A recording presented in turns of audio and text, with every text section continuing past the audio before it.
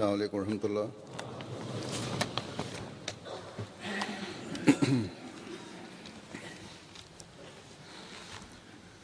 अशहदु अल्ला इलाहा इल्लल्लाह वहदहु ला शरीका लहु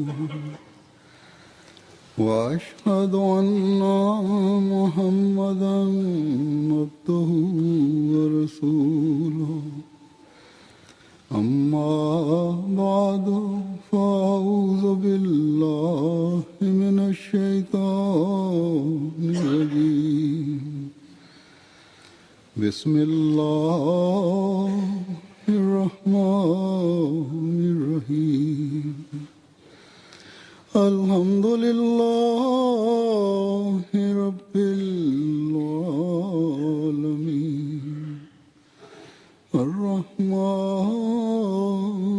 الرحيم مالك يوم الدين إياك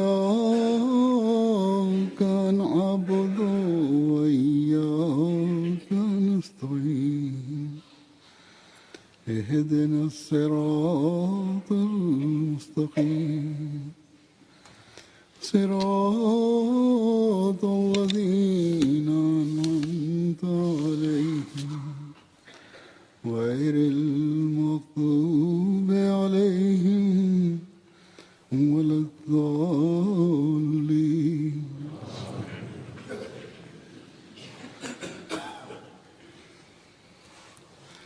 मैंने सहाबा हज़रत मसीह मौऊद अलैहिस्सलाम के वाक़या Rëfimet e sahabëve të Mesiut të premtuar alayhis salam që ju tregoj nëpërmjet fjalimeve të mia të xumas, duke ndarë ato në tema të ndryshme. Fjalimi i sotëm do të jetë i fundit i kësaj serie. Gjithsesi, u kam thënë njerëzve që po merren me mbledhjen e këtyre rrëfimeve që të shikonin edhe një herë, nëse ka mbetur ndonjë rrëfim pa përmendur, mund të përmendet në ndonjë fjalim tjetër. Është një koincidencë e bukur që këto fjalime po mbarojnë në muajin shkurt dhe për tema e tyre që ka mbetur të trajtohet sot ka lidhje me Hazret Kalifin e dytë të Mesiut të premtuar Islam, pra me birin e premtuar, me djalin e Mesiut të premtuar Islam.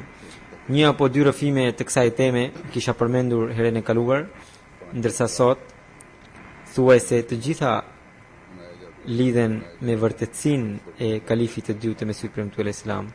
Pas 5 ditësh do të festohet edhe dita e birit të premtuar në xhamat, domethënë më 20 shkurt. Jo sepse 20 shkurti është ditëlindja e tij, por për arsye se pikërisht në këtë datë Mesiu i premtuar Islam kishte marrë parashikimin prej Zotit, parashikimin e lindjes së djalit të tij të premtuar. Pra, kjo ditë dëshmon vërtetësinë e tij. Kështu ajo është argument i vërtetësisë së Mesiut të premtuar Islam. Kalifi i dytë i tij, pra djali i tij, nuk ishte lindur më 20 shkurt. Sidoqoftë, këto rrëfime që do t'ju tregoj, do të dëgjoni se si Zoti i lartësuar u ka treguar njerëzve të asaj kohe vërtetësinë e kalifit të dytë.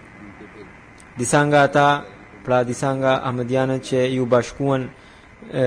u bashkuan me xhamatin e pejgamberive, pra ata që nuk e pranuan kalifatin e dytë, nuk e pranuan kalifin e dytë dhe u ndan nga xhamati.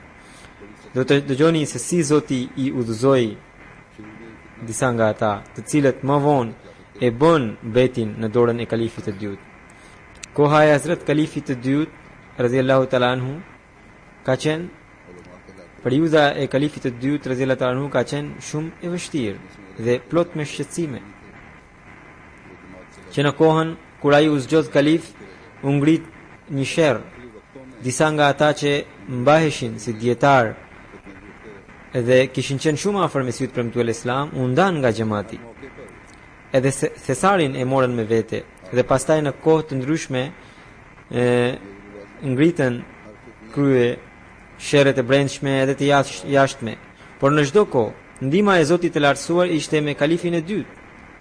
Si një mal besimi, ai i bëri ballë çdo sherri dhe çdo sulmi. Sidoqoftë, Allahu i Lartësuar e bekoi dhe përfundimisht ai xhamat vazhdoi të përparoj që u udhëhoq nga kalifati dhe sot ne shohim se si ky xhamat po përparon. Kjo u bë e mundur sepse ndihma e Zotit të Lartësuar ishte me të dhe antarët ishin të lidhur me kalifatin. Tani do t'ju tregoj rrëfimet që kam zgjedhur për sot. Hazret Sheikh Muhammad Ismail Sahibi, i cili kishte bërë bejtin në vitin 1984, tregon: gjatë kohës së kalifit të parë të Mesihut premtuar Islam, kisha parë një ëndër e cila kishte lidhje me kalifatin e Mahmud Ahmed Sahibit. Kur kalifi i parë u plagos dhe ai pati një sëmundje që dëmtonte stomakun, atëherë një ditë i kapa dorën Mahmud Ahmed Sahibit dhe i thash: ju betohem se unë jam shërbëtori juaj i parë. Ai më tha: nuk ju kuptova. Sheikh Yaqub Ali Sahab Irfani, që ishte aty, i tha: Zoti i ka treguar përmes ëndrës dhe ilhamit që ai ju ka bërë kalif.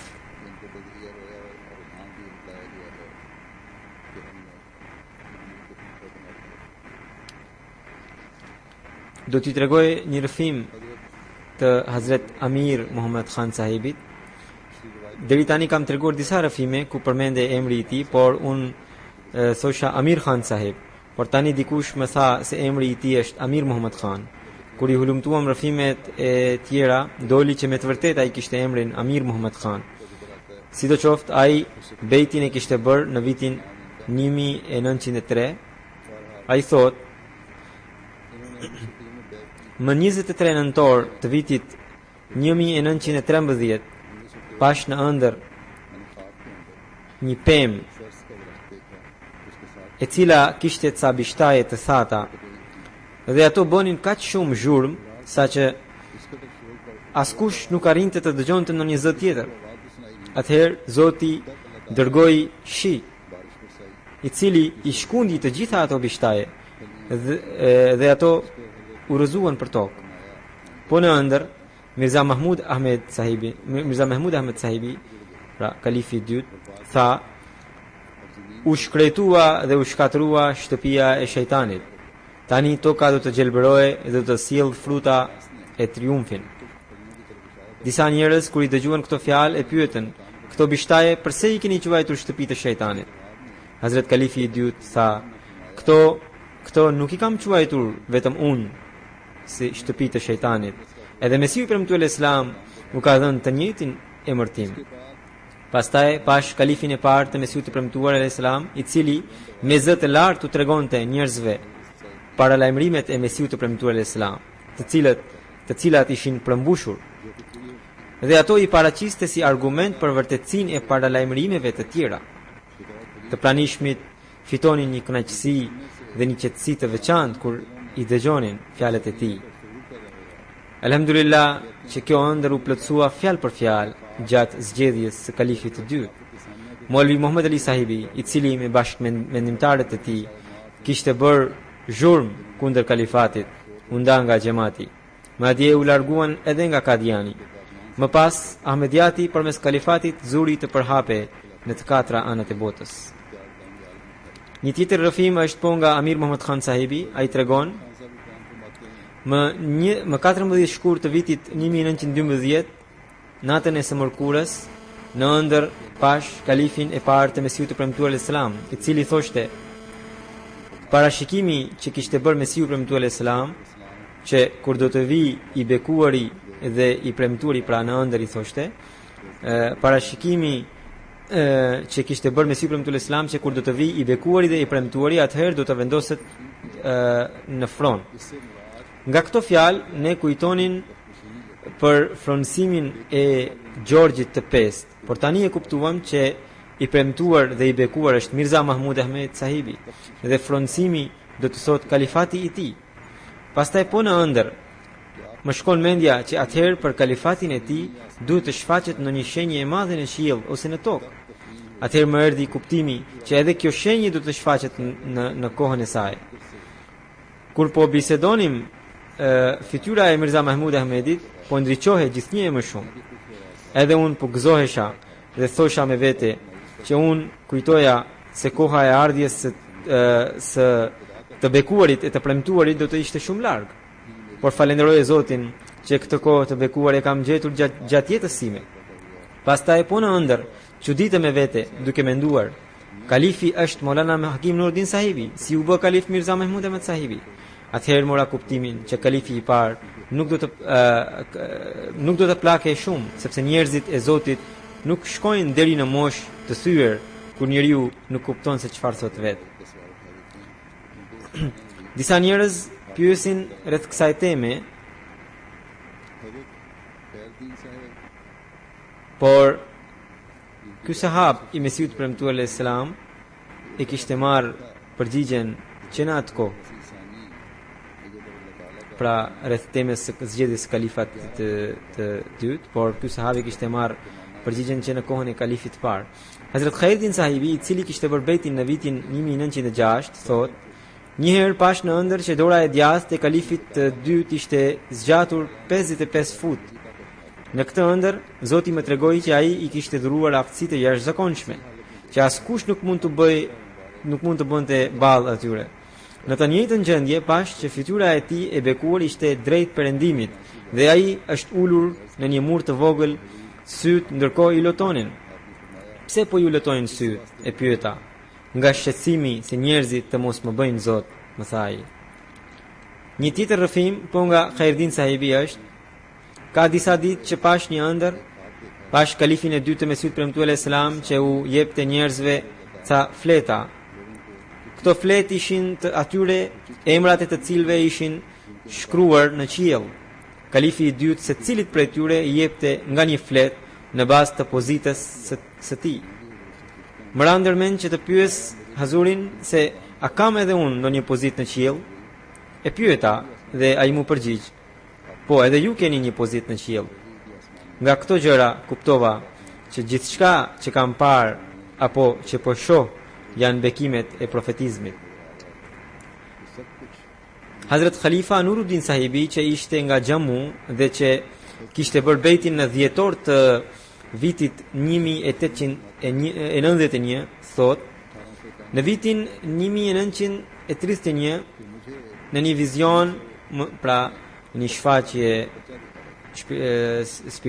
spirituale në zgjim, thot në një vizion, në një keshf më ishte shfaqur një djalë të cilin e donin të gjithë. Edhe unë e mora në krah dhe e putha. Çuditërisht, edhe pse ai ishte kaq i vogël, por njerëzit thoshin se ai është 43 vjeç. Mua më është treguar që fëmia që mu shfaq në këtë vizion simbolizonte Hazrat Mirza Mahmud Ahmedin, kalifin e dytë të Mesiut premtuar Islam. Në vitin 1931 ai ishte tamam 43 vjeç dhe parashikimi i gëzueshëm që Mesiu premtuar Islam mori prej Zotit, që përmendet në një varg, po e përkthej, dha Sahariq që do të kesh një fëmijë që do të bëhet një ditë i dashuri im. Pra Zoti i tregoi Mesiut premtuar Islam. Në këtë parashikim fjala një, pra ajo një fëmijë, fjala një tregon vitin 1931, sepse sipas llogaritjes së Ebxhedit, fjala ose shkronjat e kësaj fjale, pra ek, siç është në urdu, alif, ja dhe ka, përbëjnë 31. Përveç kësaj, përsusmëria shpirtërore merr hovë pikërisht nga mosha 40 vjeçare. Prandaj në këtë vizion mosha e fëmijës më është treguar 43 vjeçare. Hazrat Rehem Din Sahibi, i biri i Gjemal Din Sahibit, që kishte bërë bejtin në vitin 1902, thot, gjatë kohës së kalifit të dytë pash në ëndër që Maulvi Muhammad Ali Sahibi, pra i cili u nda nga xhamati për shkak të kalifatit, ishte ulur në karrige dhe kalifi i dytë po qëndronte pranë. Në vazhdim, fytyra e Muhammad Ali Sahibit filloi të struke e të zvëglohe, derisa ai u bë si një fëmijë, ndërsa trupi i kalifit të dytë filloi të rrite me një madhështi dhe shkëlqim të jashtëzakonshëm. Unë mbeta shumë i çuditur nga kjo ëndër. Të nesërmën në mëngjes, mua më ishin larguar të gjitha dyshimet dhe unë bëra bejtin e tij. Pra, ai nuk e kishte bërë bejtin e kalifit të dytë, pasi kishte ca dyshime në zemër që ju larguan në këtë mënyrë. Elhamdulillah ala dhalik. Pastaj kemi një rrëfim tjetër të Amir Muhammad Khan Sahibit, i cili thot, kalifi i dytë para se të bëhe kalif, gjatë kohës kur kishte shkuar për të bërë haxh, unë pash në ëndër që muslimanët ishin të rrethuar nga mohuesit. Kur nuk kishte asnjë rrugdalje, atëherë njëri prej nesh fluturoi drejt qiellit dhe solli ca krijesa me përmasa të llahtarshme, të cilat menjëherë u dhan aratin mohuesve. Këtë ëndër timen ja shkrova Mirza Mahmud Ahmed Sahibit, kur ai që në Medinë dhe i thash që ky udhëtim i tij të jetë për të kërkuar pëlqimin dhe afrimin e Allahut dhe fluturimi i njërit prej nesh drejt qiellit të përmbushej në qenien e tij me udhëtimin e tij drejt haxhit, ndërsa kthimi i tij me krijesa të tjera të jenë efektet e lutjes së tij, që të sjellin engjëj për mbrojtjen nga mohuesit.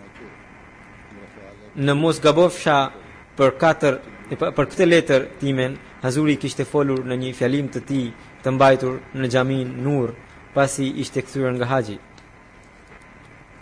Hazrat Amir Khan Sahibit tregon, më 30 janar të vitit 1913, në namazin e yatsis bëra lutjen: o Zot, më mundso të takohem në ëndër me profetin Muhammed sallallahu alaihi wasallam, me Mesiun e premtuar dhe me njerëzit e tu të tjerë.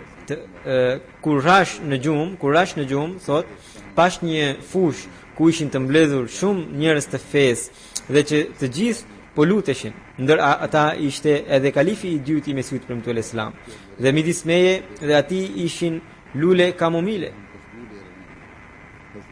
aroma e të cilave na vinte ne të dyve. Kalifi i dytë më tha, duke marrë aromë nga lulet: nuk duhet i sillni lule deri te hunda, por t'i mbani pak më larg, në mënyrë që aroma e tyre t'ju vijë në mënyrë të pastër. Përsëri, Hazrat Amir Khan Sahibi tregon, në dhjetor të vitit 1913 në ëndër pash veten me kalifin e dytë dhe ne pam disa ndërtesa, poshtë të cilave ishte futur ujë i detit, dhe se ato kishin ardhur në prag të shkatrimit. Kuptimi i kësaj ëndre doli me largimin e atyre nga xhamati që e mohuan kalifatin. Pastaj ai thot, në shkurt të vitit 1930, një natë pash në ëndër që po i ngjitesha një shkallë dhe pas meje po i ngjitet edhe nëna e besimtarve, pra bashkëshortja e Mesiut premtuar Islam. Kur e pash atë, nga respekti ndaj saj, unë u friksova, por ajo me një ndjenjë amnore më tha: mos u frikso, edhe ti je fëmia jonë. Pasi ju ngjita shkallëve, kalova në një shtëpi e cila gjithashtu ishte shtëpi e Mesiut premtuar Islam. Çfarë shoh atje? Në familjen e Hazurit më kishin marrë në punë, por rroga ime ishte shumë më pak se paga e një zëvendës komisari. Ai ka qenë zëvendës komisar. Por punën e ofruar pas këshillimit e pranova. Atëherë dikush më pyeti, pse e ke lënë punën e parë që kishe? Thash, filani më ka mashtruar, prandaj e lash. Pastaj dikush tjetër ose i njëjti njeri më pyeti, pse je me kaq vonesë? Thash, kisha pak mysafir që ishin edhe të smur, isha duke u kujdesur për ta, prandaj u vonova. Për këtë nëna e besimtarve u shpreh, kur njeriu kujdeset për të sëmurët, zakonisht vonohet. Pastaj pash disa njerëz që kishin hyrë në shtëpinë e Mesihut premtuar alayhis salam, të cilët tentonin të bënin sherr. Në dorën time kisha një shpatë. Unë i largova të gjithë, pra të gjithë ata nëpërmjet shpatës time. Kur u ktheva brenda, pash akoma kishte hyrë një njeri dhe edhe ai kishte shpatë në dorë. Unë ja preva shpatën me shpatën time dhe ai u dërmua. Ndërkohë pash edhe ca njerëz të tjerë, të cilët zun ta rrethonin kalifin e dytë të Mesihut premtuar Islam. Ai më thiri për ndihmë. Unë menjëherë e largova turmën dhe tentova ata të vrisja një njeri i cili ishte kreu i gjithë këtij sherri.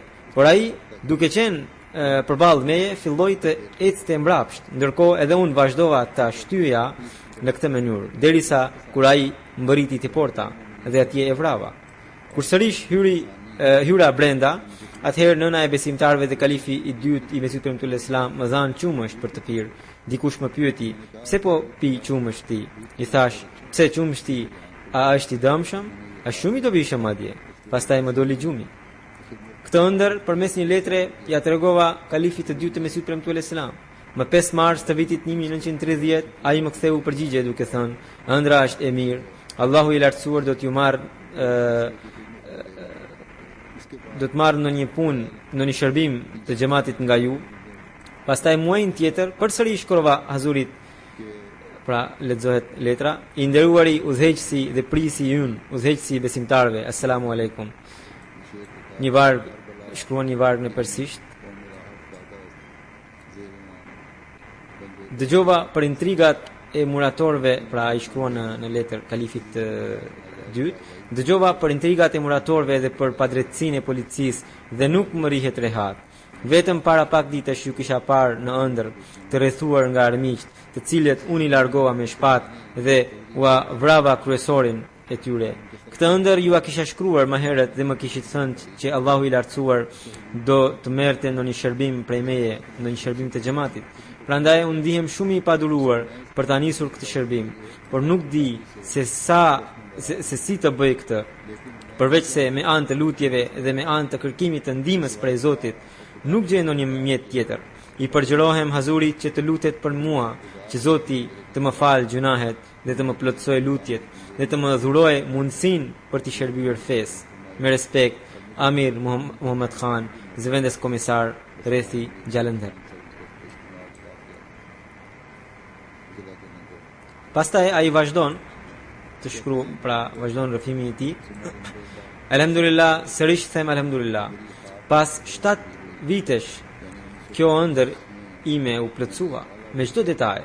Domethënë në vitin 1924 me këshillën e një zyrtari të lartë dhash dorëheqje, gjë që më vonë doli një mashtrim i tij, sepse për disa arsye ai më kishte thënë që edhe ai po heq dorë nga puna. Ndaj edhe unë ashtu të bëja. Por ai edhe sot vazhdon të njëjtën punë. Së dyti, atje ku punoja unë, merrja një pak prej 90 rupish, por këtu në Kadian, pra duke u shërbyer xhamatit, marr vetëm 20 rupi si pak, ashtu siç ishte treguar në ëndër. Gjithashtu, detyra ime në xhamat nuk është në Anjuman, pra në departamentin qendror të xhamatit, por në zyrën e Tehrik e Jedidit, që ka nisur kalifi i dytë vet. Nga viti 1934 deri në 36, në qëndrova në shtëpi, pasi nuk kisha ndonjë punë, ndërsa tani që jam këtu në Kadian duke shërbyer xhamatit, pash me sytë e mi sherrin e xhevarijve, gjeta rastet për të bërë lutje, dëshmova edhe ngjarjen e vrasjes së Fakhruddin Multanit, kryesorit të komplotit.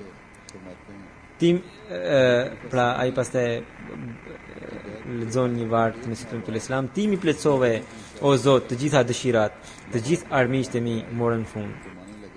Hakim Ata Muhammad Khan sahibi që kishte bërë bejtin në vitin 1901 thot, afërsisht një muaj pas bërjes së bejtit në dorën e kalifit të dytë, Hakim Ahmed Din sahibi erdhi në Lahore, në shtëpinë time dhe më tha, hajde se kemi një debat me Muhammed Ali sahibin rreth çështjes së profetizmit. Unë e shoqërova në xhami. Hakim Ahmed Din sahibi dhe Maulvi Muhammed Ali sahibi miqësisht filluan të debatonin. Debati vazhdoi rreth 15 apo 20 minutash. Debati pra rreth çështjes së Mesiut premtuar Islam nëse ishte profet apo jo. Pastaj ne të gjithë u kthyem në shtëpi. Natën bëra lutje, o Zot, gjërat që ka treguar Moli Muhammed Ali sahibi më duken sikur të vërteta. Ti vetë më mbro zemrën. Atë natë pash në ëndër që Mesiu premtuar Islam erdhi nxitimthi dhe i shqetësuar dhe më tha: "Shiko atje." Unë pash që një gjahtar shumë i zemëruar po vështronte pëllumbin e tij, i cili kishte shkuar edhe ishte ulur mbi çadrën e gjahtarit tjetër. Mesiu premtuar Islam më tha: "Kur pëllumbi i një gjahtari largohet dhe shkonte në një gjahtar tjetër, pronari i tij e sheh me shumë nënçmim. Prandaj edhe ju mos shkoni në shtëpinë e pejgamberëve, pra të atyre që nuk e kishin pranuar kalifatin." I thash: "Tani e tutje nuk do të shkoj kurrë." Më pas më doli gjumi dhe falenderova Zotin për bekimin që më bëri. Dr. Abdul Ghani Sahib Kedek, i cili kishte bërë bejtin në vitin 1907, pra në dorën e Mesiut premtuar Islam, thot: Kalifi i parë ndroi jetë. Të gjithë Ahmedianët e Nairobis bën bejtin e kalifit të dytë, por unë, i ndjeri Muhammed Hussein Bati dhe i ndjeri Khwaja Kemruddin mbetën pa marrë këtë bekim. Ne nuk e bëm bejtin. Më vonë më rastisi të shkoja në Indi, sepse kisha lënë punën, krisi lufta dhe unë mbeta në Indi. Dhe po atje zura punën në fakultetin e mjekësisë të Lahorit si asistent i laboratorit qendror. Ato ditë shkoja shumë në shtëpinë e Lahorive dhe mendimet i kisha të njëjta si ata. Atje falja namazet, atje dëgjoja mësime dhe nganjëherë diskutoja rreth çështjeve të debatuara. Një herë pyeta të ndjerin Dr. Jakub Bek Sahib që kush e kanë të drejtë në këtë çështje, Ahmedianët apo ne? Duke dhënë përgjigje, ai më tha: "Të gjithë të mençurit janë me ne." Ato ditë unë shkoja edhe te dyqani i Haji Muhammad Musa Sahibit, ku takoja edhe Munshi Mehbub Alam Sahibin, pra i cili ishte Ahmedian, dhe bënim shumë debate të nxehta në këtë çështje. Munshi Sahibi nganjëherë edhe nxehet duke debatuar, por unë kujtoja që Munshi Sahibi ka zakon të përdor fjalë të rënda. Kështu që Munshi Sahibi një ditë më pyeti: "Pse shkoni në qendrën e pejgamberëve?" I thash: "Për të dëgjuar mësimet e Kuranit." Më tha: "Çdo ditë shkoni atje, sot hajdeni me ne që të dëgjojmë mësimet e Kuranit te ne." Ato ditë Ahmedianët falnin namazet në shtëpinë e Chirahdin Sahibit, ku zhvillohej edhe mësimi i Kuranit që jepte Maulana Ghulam Rasul Rajiki Sahib. Kur shkova atje për herë të parë, ai ligjëronte për kapitullin e dytë të Kuranit famlar.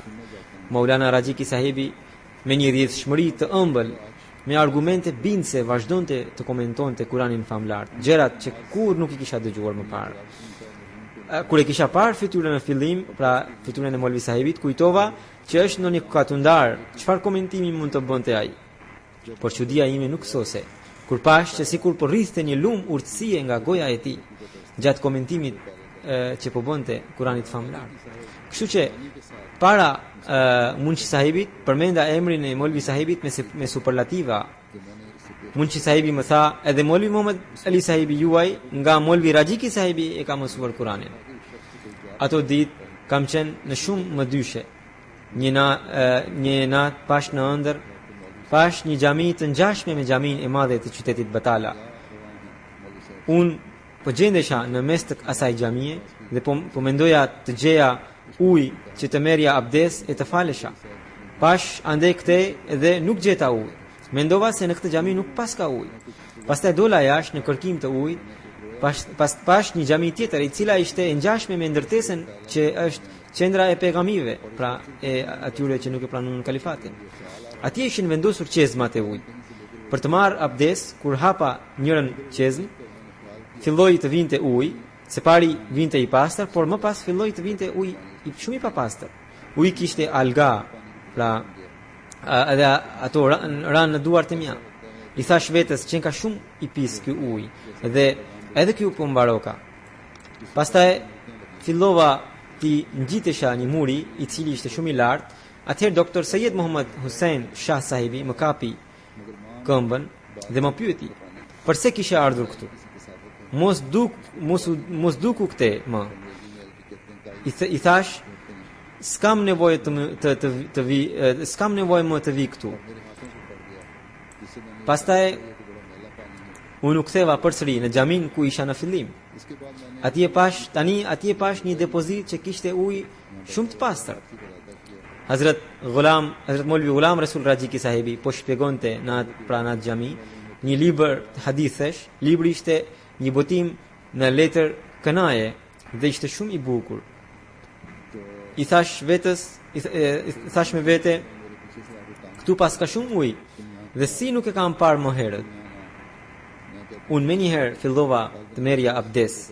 Kur ngrita duart, pash djalin e mistri Muhammed Hussein sahibit, i cili po më qëndronte në kokë me një shpatë në dorë. Kuptova që ai ishte ngarkuar nga kalifi i dytë që të më vriste, sepse isha hipokrit. Unë e ktheva fytyrën dhe pash Muhammed Hussein sahibin dhe atij i thash: "Keni ngritur shpatën për të vrarë një besimtar? A nuk dini që jam bërë besimtar?" Pastaj ndryshoi pamja në ëndër. Veten pash me një shpatë në dorë, ishin edhe disa fëmijë të vegjël me veshje të bardha dhe të cilët po vajtonin sikur të ishin ditët e muajit Muharrem. Unë shkova tek ata fëmijë dhe i largova. Pastaj pash shtëpinë e djalit tim, Ghafur. Kur u përpoqa të hyja në atë shtëpi, erdhi policia për të kontrolluar. Mendova që policia ka ardhur për të më kontrolluar mua, pasi shpatën e kisha pa licencë. Por në zemër thash me veten në zemër, por këtë shpatë e kam marrë prej Afrikës. Më pas më doli gjumi. Këtë ëndër, mbase u kam treguar edhe disa shokëve të mi. Mbase mistri Muhammed Musa sahibi më tha: "Ma mirë do të vritesha në ëndër në mënyrë që të zhduke tërësisht hipokrizia nga unë." Domethënë, ai nuk e kishte bërë bejtin me një herë pas kësaj ëndre dhe shpjegimin e saj e pyeste pra jo ahmedianëve të cilët nuk e kishin pranuar kalifatin. Pastaj thot ai, vendosa të bëja bejtin e kalifit të dytë dhe pasandej me bekimin e Zotit të lartësuar përparova në sinqeritet e në dashuri ndaj xhamatit.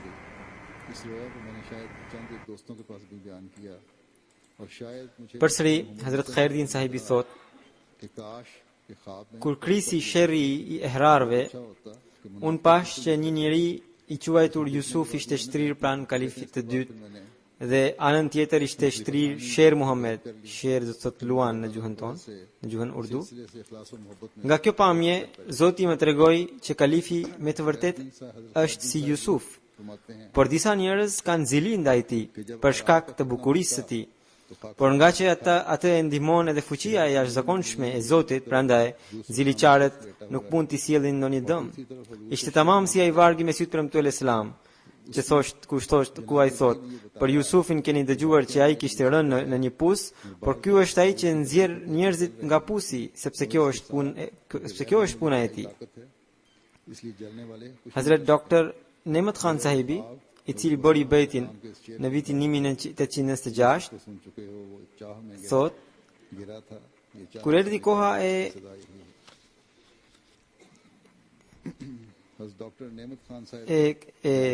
kalifit të dytë, pra e zgjedhjes së kalifit të dytë, ai shkroi një letër kalifit të dytë për bejt. Edhe thot mbase atëherë unë isha për pushime në shtëpi në Kangra. Më kujtohet thot që më erdhi një letër nga Molvi Ghulam Hussein sahibi, ai ishte vjeri i Mirza Bashir Ahmed sahibi, por edhe ai në fillim nuk kishte bërë bejtin e kalifit të dytë, ishte bërë pra pejgami, por në vitin 1940 ai bëri bejtin. Në atë letër ai më thoshte që ta prishja bejtin. Nga që kam qenë shumë i lidhur me të, prandaj unë e prisha bejtin, e lajmërova xhamatin që nuk do të jem pjesë e këtij xhamati. Pastaj u bashkova me pejgamit, pra me ata që nuk e pranuan kalifatin. Por është bekimi i Zotit që për familjarët e Mesihut premtuar Islam, unë gjithmonë kam pasur atë respekt që kisha në fillim. Kur nuk kam thënë fjalë të padenja rreth tyre. Kjo ishte gjendja. Dhe pastaj shkova pra thot që kjo ishte gjendja dhe unë vazhdimisht isha i qëndruar me pejgamit. Shkova edhe në disa mbledhje të tyre. Në vitin 1930 apo pak më përpara, një natë pash në ëndër që ishte një kështjell pranë detit dhe dallgët e tij furishëm përplaseshin me muret e kështjellës, që bënin shumë zhurmë. Nga ajo kështjell doli Mualvi Muhammad Ali sahibi, pash që gjysma e fytyrës së tij ishte e bardhë dhe gjysma tjetër e zezë. Menjëherë kuptova që jeta e tij në fillim kur ai ka qenë me Mesiunin e premtuar Islam, ajo pjesë ishte e mirë dhe pjesa tjetër ishte bërë e zezë. Pastaj kur Zoti i Lartësuar dëshiron të udhëzojë në një rob, atëherë për të krijon edhe mjete nëpërmjet të cilave ai vjen deri tek udhëzimi. Unë në vitin 1932 isha në shtëpi, ndërsa familja ime ishte në Sërgoda, pra në një qytet tjetër. Atëherë më erdhi një letër nga doktor Muhammad Yusuf sahibi, që është një afërm i imi dhe jeton në Amerikë. Në letër ai më shkruan: "Hajde shpejt në Kadian sepse më duhet të shkoj në Amerikë. Dua që të kujdesesh për shtëpinë time, për ndërtimin e shtëpisë time." Me të marrë këtë letër, në vitin 1932 unë shkova në Kadian dhe në mbikëqyrjen time u ndërtua shtëpia e tij. Edhe familja ime erdhi këtu. Në Kadian pash një ambient të paparë ndonjëherë. Qielli dhe toka sikur më ishin bërë të reja.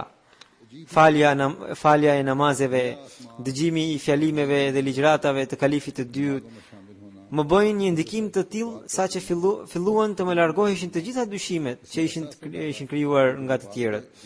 Rastësisht unë shkova në Narung nga Kadiani, atje kishte ardhur Muhammed Umer sahibi. Gjatë bisedës ai më tha: "Plotësojeni formularin e betit tashmë."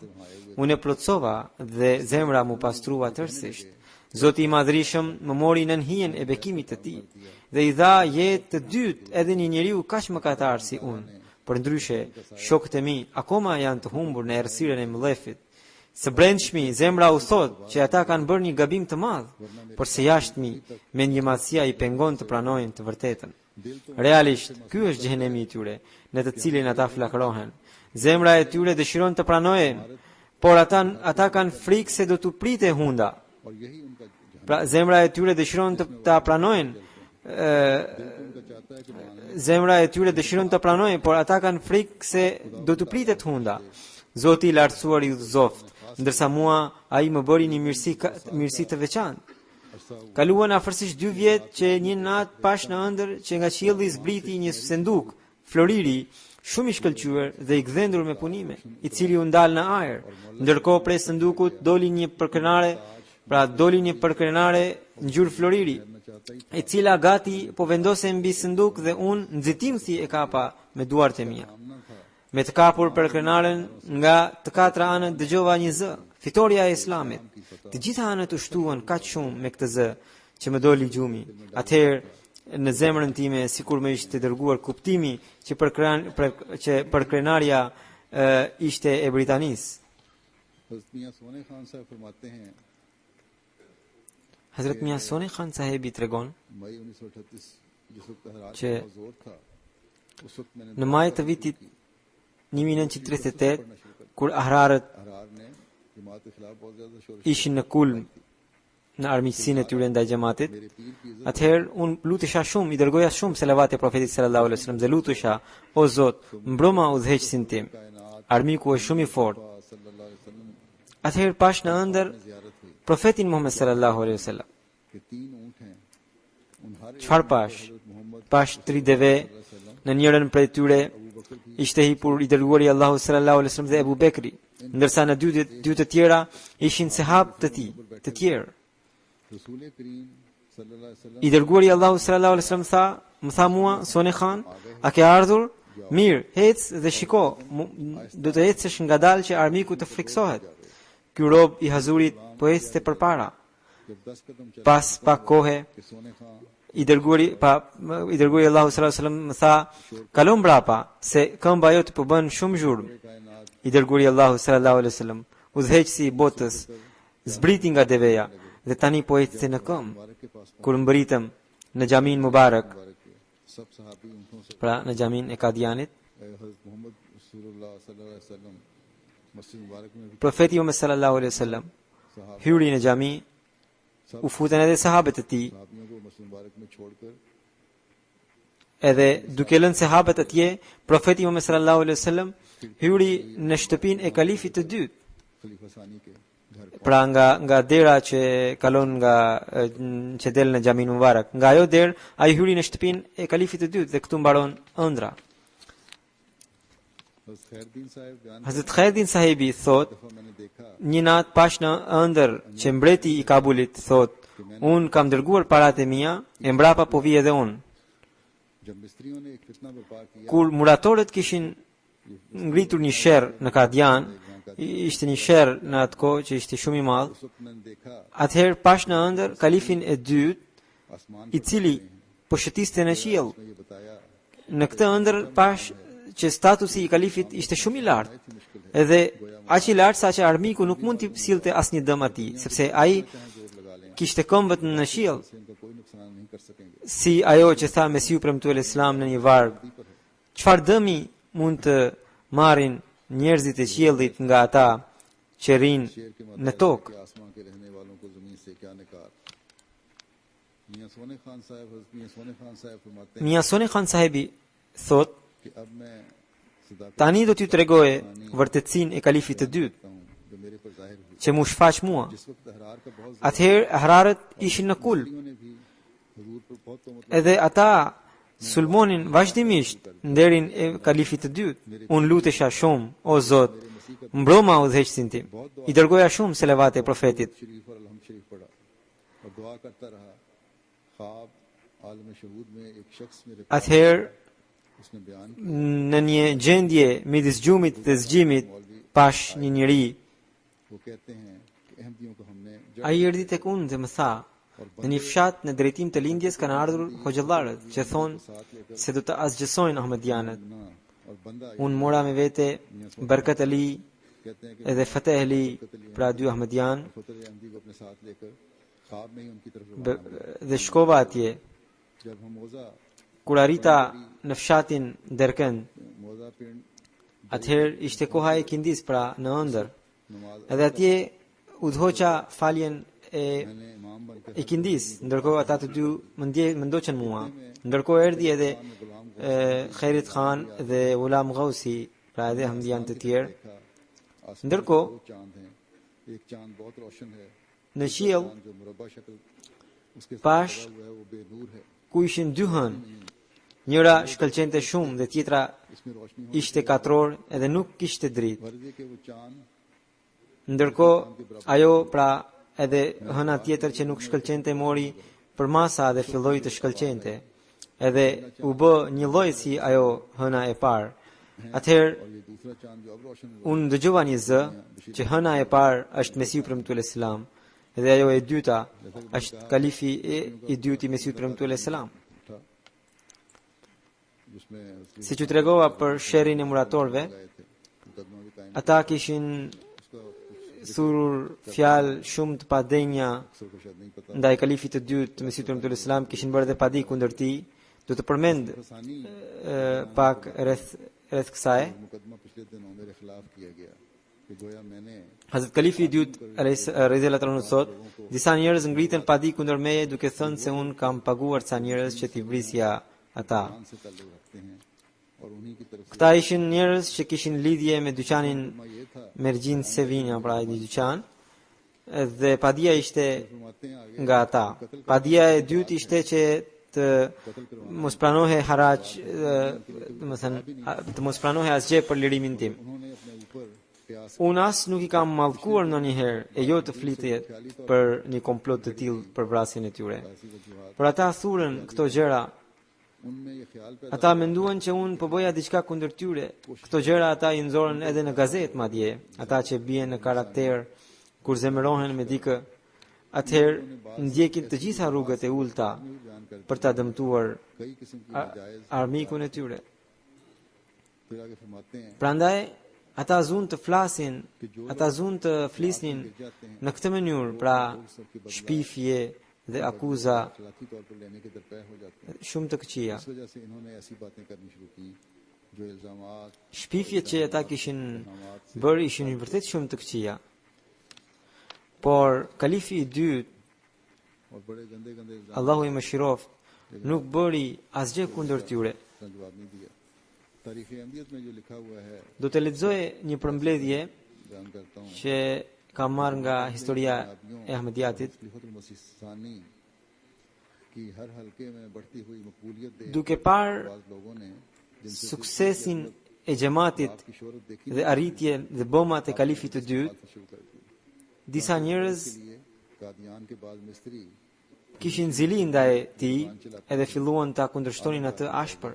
जिन्होंने खलीफा सानी पर इक़दाम कत्ल का मुकदमा करने के Ata एक अखबार मुबाहिला morën si mjet pikërisht këta njerëz të këtij dyqani जारी करके आपकी जात मुकद्दस dhe शर्मनाक हमले किए और अपनी दुश्मनाम तराजी और madje nisën edhe një gazetë në të cilën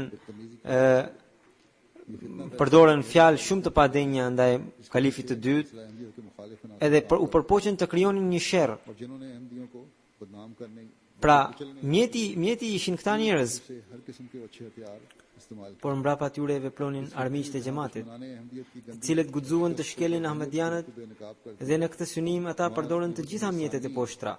कि यूसुफी शान Ky sherr në njërin anë zbuloi synimet e këqija të armiqve, दिखाया ndërsa në anën tjetër shfaqi edhe tiparin Jusufian i kalifit të dytë, नफरत और बेजारी që ai का इजहार किया और कई अखबारों ने फिर इस बात पर u tregua kaq i duruar saqë intelektualet e vendit mbetën të befasuar.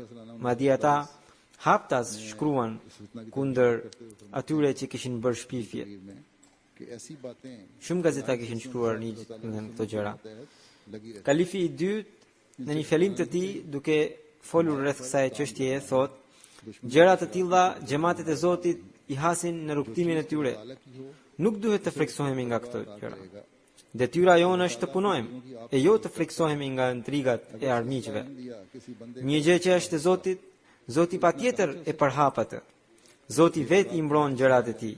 वही उसकी पहले Nëse xhamati Ahmedia do të ishte krijuar prej ndonjë njeriu, पैदा करेगा। si mund të arrinte ai deri këtu? बतलाया है Ky është xhamati i Zotit, të cilin ai e mbronte edhe më përpara dhe do ta mbrojë edhe në të ardhmen. Inshallah. कहूंगा किस तरह जमात Zoti i lartësuar më ka thënë, shumë shpejt do të vijë koha e madhështisë, sigurisë, fatbardhësisë dhe përparimit. Armiku i xhamatit thot, do të shikoj se si do të përparoj ky xhamat, por edhe unë do ta shoh se a do të plotësohet fjala e Zotit tim apo e atij njeriu. एक दुनिया ने देख लिया कि खुदा की बात पूरी हुई और ये फितना आप मर गया Kështu që ky sherr और बहुत बुरी तरह मर u mor fund अब भी në një mënyrë dramatike, edhe pse në të ishin të përfshirë edhe disa autoritar të shtetit, por shumë shpejt dramatikisht ky sherr mori në një drejtim tjetër, doli kundër shtetit.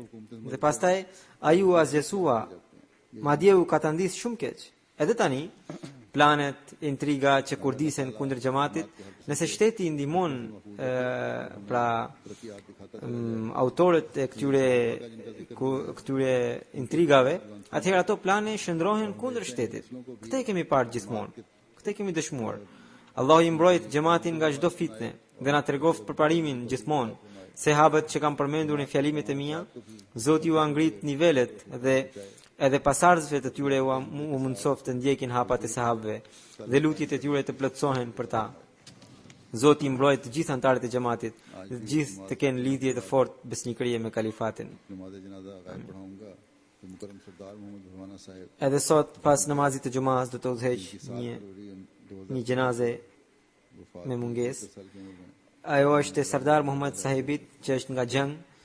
Ai ndroi jetë me 7 shkurt të vitit 2013 në moshën 73 vjeçare. Inna lillahi wa inna ilaihi raji'un. Ai ishte i biri i Ahmed Khan Sahibi. Sardar Muhammed Sahibi bëri betin në vitin 1950, gjatë kohës së kalifit të dytë, pra në moshën 10 vjeçare. Ai kishte një zell të madh për të bërë tabligh, pra për të përhapur xhamatin. आपकी दुनियावी तालीम Nuk ishte shumë i arsimuar, por librat e Mesihut Premtuar Islam i kishte lexuar të gjitha, sidomos ata pra librat e kalifit të dytë. Ai jepte argumente të forta edhe ishte shumë ndikues në debate.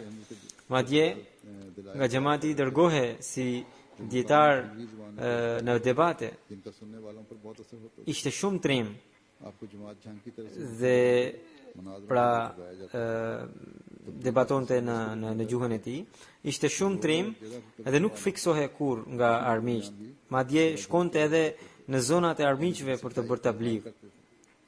कई दफा Kur ai ishte në atë vend, pra ku kishte jetuar, लेकिन ये बात askush nuk guxonte të thoshte diçka kundër xhamatit. Djali i tij i vetëm është misionar në Sierra Leone.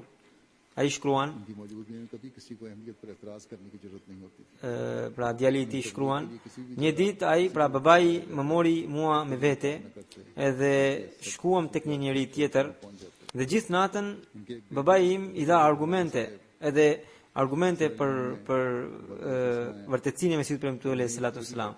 Edhe her pas here pyeste a ke ndonjë dyshim tjetër. Edhe kur ai tregonte diçka, ai përsëri filloi të jepte argumente bindse. Edhe kështu agoi, pra erdhi dita tjetër, tërë natën kemi kaluar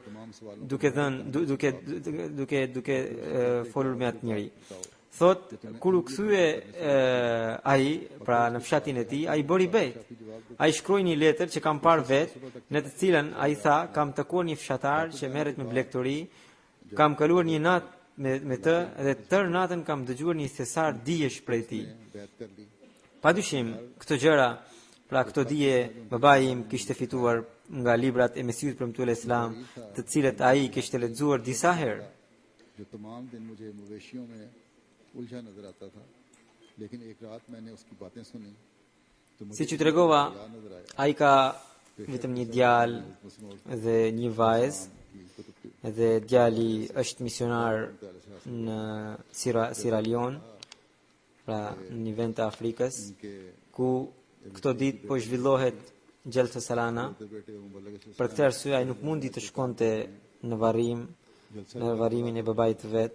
Madje as nuk më kërkoi leje, që pra as nuk më pyeti a të shkoj apo mos të shkoj. और बल्कि पूछा तक भी नहीं जाने Allahu इस वजह से मुझसे कि क्योंकि जलसे की मसरूफियात हैं अल्लाह ताला pra nuk më pyeti sepse ishte angazhuar shumë në gjelse. इनको बैल Allahu की तौफीक अता फरमाए plotsoft dëshirën e babait të tij që fëmijët e tij të jenë gjithmonë të angazhuar në shërbim të fesë. वाले की दुआओं को वारिस बनाए अल्लाह ताला मरहूम Allahu i bëft, pra fëmijët i bëft trashëgimtar të lutjeve të babait të tyre. को सब्र जमील अता फरमाए इनके दिलों Allahu dhën të gjithëve durim. Amin.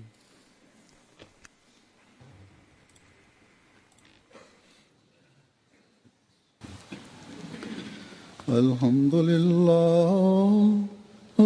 لله نحمده ونستعينه ونستغفره ونؤمن به ونتوكل عليه ونعوذ بالله من شرور أنفسنا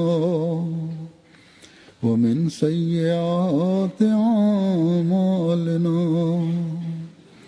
من يهده الله فلا مضل له ومن يضلله فلا هادي له ونشهد أن لا إله إلا الله ونشهد أن محمدا عبده ورسوله عباد الله رحمكم الله إن الله يأمر بالعدل والإحسان وإيتاء ذي القربى وينهى عن الفحشاء والمنكر والبغي يعظكم لعلكم تذكرون اذكروا الله